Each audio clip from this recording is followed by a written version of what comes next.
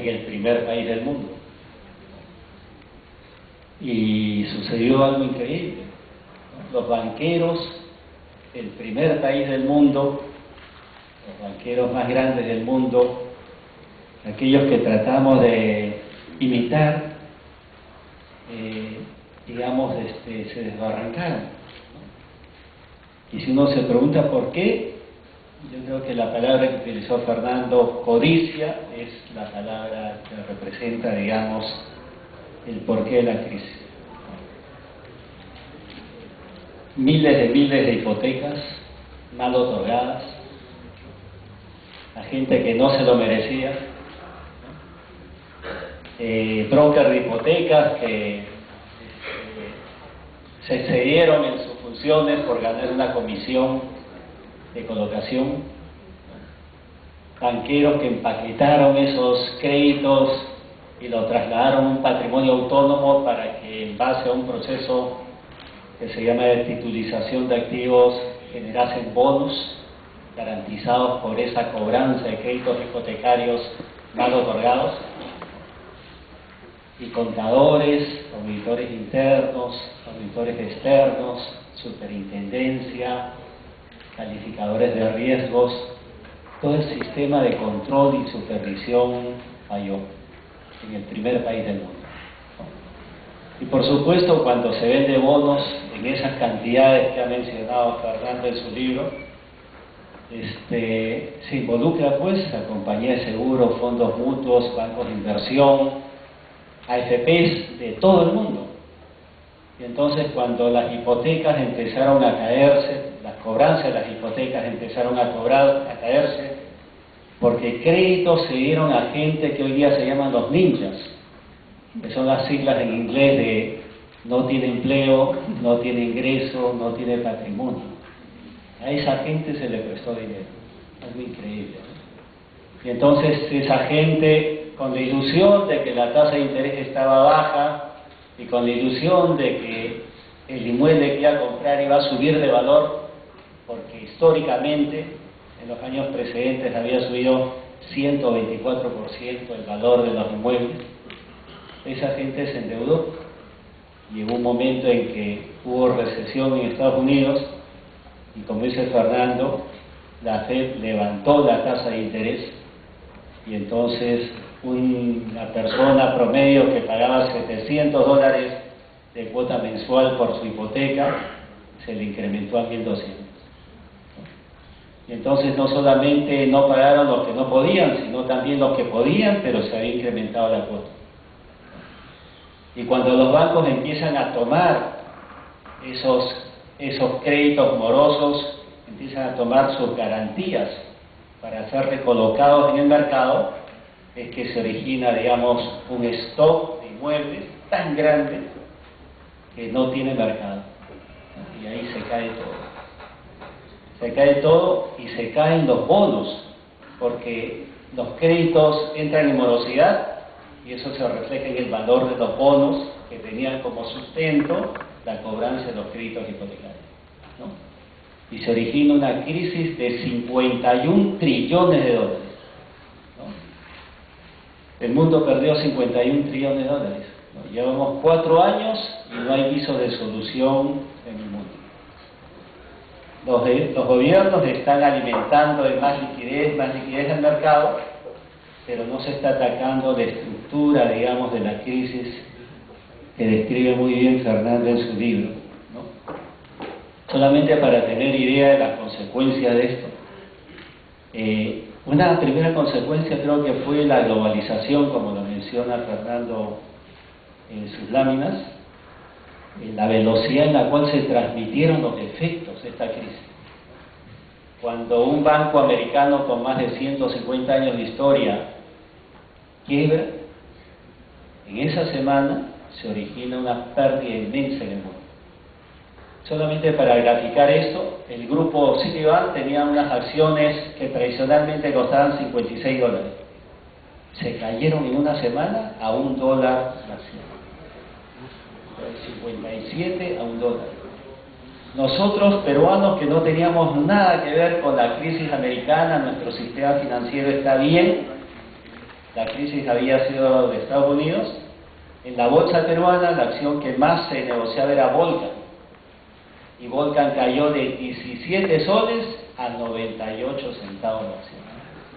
No teníamos nada que ver en este problema, pero el efecto de la globalización se introdujo en esa magnitud, ¿no?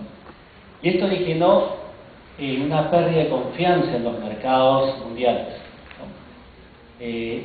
Tradicionalmente en Estados Unidos, como en los países desarrollados, se sigue un modelo keynesiano, ¿no? Que cuando hay crisis y la economía se enfría, hay que bajar la tasa de interés y hay que inyectar más dinero en la economía para que la gente se endeude, las empresas se endeuden y entonces haya más actividad económica, ¿no? Y si ustedes revisan el mapa de los últimos 20 años en Estados Unidos, cada vez que ha habido recesión, el gobierno ha inyectado liquidez en la economía, ha bajado la tasa de interés y la tasa de crecimiento del PBI ha subido siempre. Pero en esta crisis que es la más grande de los últimos 90 años probablemente, el modelo keynesiano no funcionó. El gobierno inyectó más liquidez y la economía no creció, decreció. Y esto se debe probablemente a que la población perdió confianza. Cuando eso sucede en un país tan grande, que es el número uno, y cuando los banqueros, que son, digamos, la industria que tiene los mejores talentos de un país, el que paga más, y donde la gente deposita el ahorro de su vida, ¿no?, empiezan a cometer ese tipo de errores, la gente pierde confianza. Y la consecuencia básica fue de que un poblador promedio americano, que cambiaba su casa cada 15 años, dejó de comprar y cambiar de casa. El poblador americano que cambiaba su auto cada 3 años, dijo, mejor sigo con mi autito.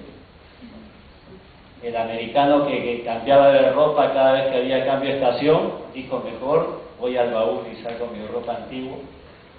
Y la gente que salía a comer 3 veces a la semana dijo, mejor comemos en la casa.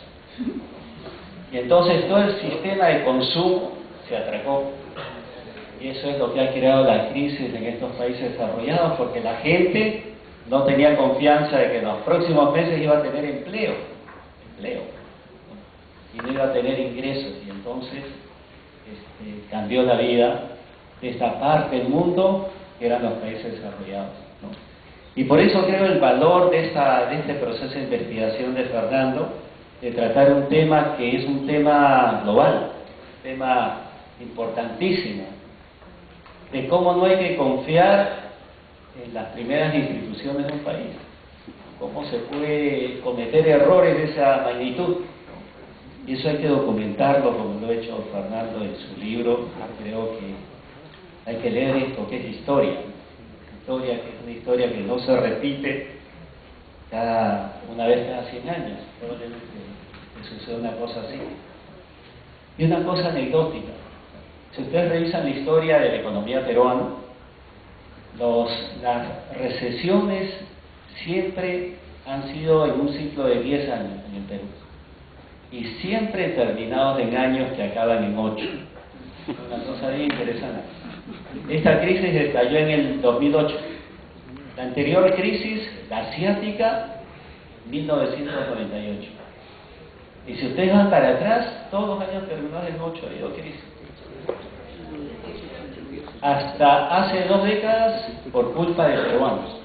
En estas 2 últimas décadas, por culpa de los asiáticos, los tigres del Asia, y por culpa de Estados Unidos. Fíjense, ¿no? Perú está en otra pista, en otra carretera hoy día. Me ha gustado mucho el análisis de las consecuencias que ha hecho Fernando en su libro. Y creo que una de las cosas que son, digamos, importantes de mencionar es de que ha habido mucha libertad, ¿no? Ha habido mucha libertad a los banqueros, al modelo del libre mercado, hay una crítica muy grande a que dejar hacer, dejar pasar, pensando que el mercado todo lo soluciona. Creo que esta es una oportunidad en la cual hay que meditar, ¿no? Porque hemos dejado que todo funcione, ¿no? Y el libre mercado determine qué es lo más eficiente, pero ese libre mercado tiene gente, pero a veces el comportamiento de la gente no es el adecuado, ¿no? Hoy día, esta semana pasada, fui a ver una película que se las recomiendo, que se llama El precio de la codicia. Está nominada para el Oscar y se las recomiendo, ¿no? Y ahí en el transcurso de la película ustedes verán lo que es la codicia, cómo se manifiesta eso en estos mercados.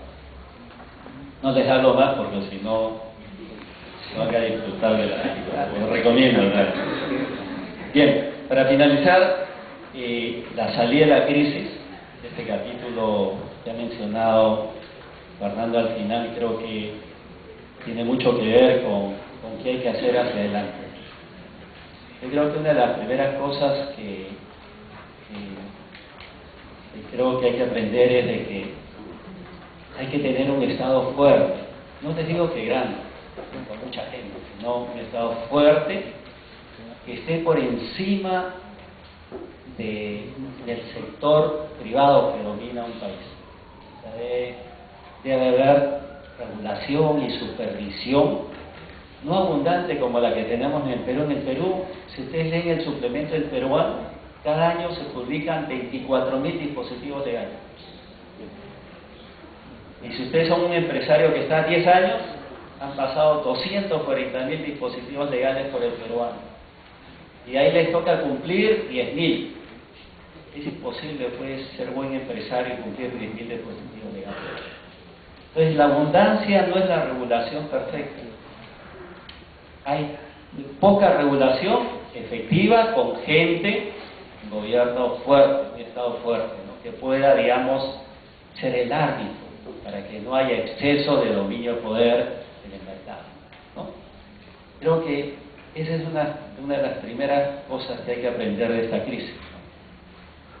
Yo recuerdo, por ejemplo, en el año 98, yo era presidente de COFIE, nosotros dábamos préstamos a los bancos, a las casas, y sucedió la crisis del Asia.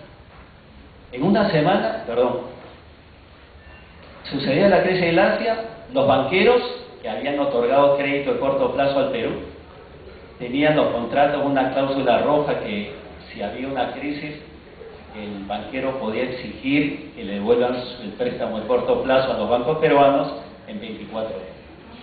Y entonces, como se cayeron Corea del Sur, Indonesia, Malasia, que eran los tigres del Asia, los banqueros dijeron, si eso le pasa a los tigres del Asia, le puede pasar a Brasil y México. Retiremos todos los préstamos de América Latina. Y entonces, en una semana, el Perú tuvo que devolver 900 millones de dólares de crédito de corto plazo, que en esa época eran muy importantes, y por lo tanto los bancos pararon créditos a todas las empresas del país. No había sobregiro, no había cuento de letras, factoring, nada. Pararon todo en seco para hacer caja y pagar los préstamos. Como los bancos no siguieron con la rotación de créditos, las empresas que tenían compromisos también tuvieron que parar, y no le pagaron a sus proveedores. Y los proveedores no pagaron a sus otros proveedores, y se rompió la cadena de pago y quebraron los más débiles. Y se generó una crisis en el país, por una crisis que había sucedido a miles de kilómetros del Perú. ¿Y por qué les cuento esto? Porque quebraron bancos, ¿no? O hubo un conato de quiebra. Algunos quebraron y otros estuvieron a punto de quebrar. Yo asistí a varias de esas reuniones en que se discutía la salida o no salida de un banco. Y si iban a caer, están grabando. Están grabando. Bueno, del banco ICE para abajo se caían todos los bancos. Y entonces el gobierno en esa época tuvo que tomar una decisión heroica de apoyar a algunos bancos privados para salvar el banco ICE para abajo a los que quedaron. ¿Ustedes se imaginan qué hubiese pasado si hubiesen quebrado el banco ICE para abajo todos? cuánta gente hubiese perdido dinero y cuánta confianza, y eso en PBI cuánto significaba. Y entonces el gobernante tuvo que decir, vamos a salvar a 2 bancos. Y usó dinero público para salvar bancos. Bueno, al ministro que tomó esa decisión tuvo 7 años de cárcel. 7 años. Porque tomó esa decisión. Pero en ese momento los organismos internacionales y los banqueros internacionales dijeron, ¿cómo el Perú utiliza dinero público para salvar a bancos privados? Y esa fue la decisión. Y lo enjuiciaron al ministro y estuvo 7 años en la cárcel. ¿Qué pasó cuando lo mismo sucedió en Estados Unidos y en Europa? Salieron corriendo los gobiernos a apoyar a sus banqueros. Hicieron programas de 700.000 millones de dólares, cifras increíbles, y hasta estatizaron bancos. Y no más, y más que eso, salieron a, como dice Fernando, a salvar a General Motors, que no era un banco, era una empresa privada. Pero cuando uno está en un problema de esa magnitud, no escoge si es bueno o es malo, escoge dónde está el mal menor. Y esa es la decisión cuando uno está gobernando, está, digamos, y en sus manos está el futuro de mucha gente. Y creo que ese es el primer tema importante, creo, la presencia del Estado. Lo segundo es la calidad de educación, creo que Fernando lo ha puesto primero. La innovación también creo que es importantísima. Hoy día, más importante que el conocimiento es la innovación. He tenido algunas conversaciones con gente que está trabajando estos temas, y hoy día pues el innovar tiene un valor fundamental en el futuro de las empresas. Fernando ha manifestado algunos ejemplos. Yo quisiera manifestar 3 ejemplos solamente de lo que significa eso en el éxito empresarial. Uno, el salmón en Chile se vendía congelado con o sin cabeza y cola a $4 el kilo. Un día, como el salmón es un commodity, ¿no?, había mucha competencia en el mercado, y entonces los márgenes se achicaron y ya no era negocio hacer salmón. Entonces se contrató equipos de innovación para ver cómo se podía ganar con un commodity. Y el equipo de innovación, después de haber estudiado el tema, propuso: cortemos y trocemos el salmón en pedazos que se puedan colocar en bolsas al vacío, listos para colocar en el microondas y comérselo en un plato. Y entonces lograron colocar el salmón no a $4, sino a $7 el kilo. Y entonces el proceso de innovación decía: ahora vendemos salmón a $4 el kilo, y vendemos el tiempo de las personas a $3, ¿no?, el kilo, $7.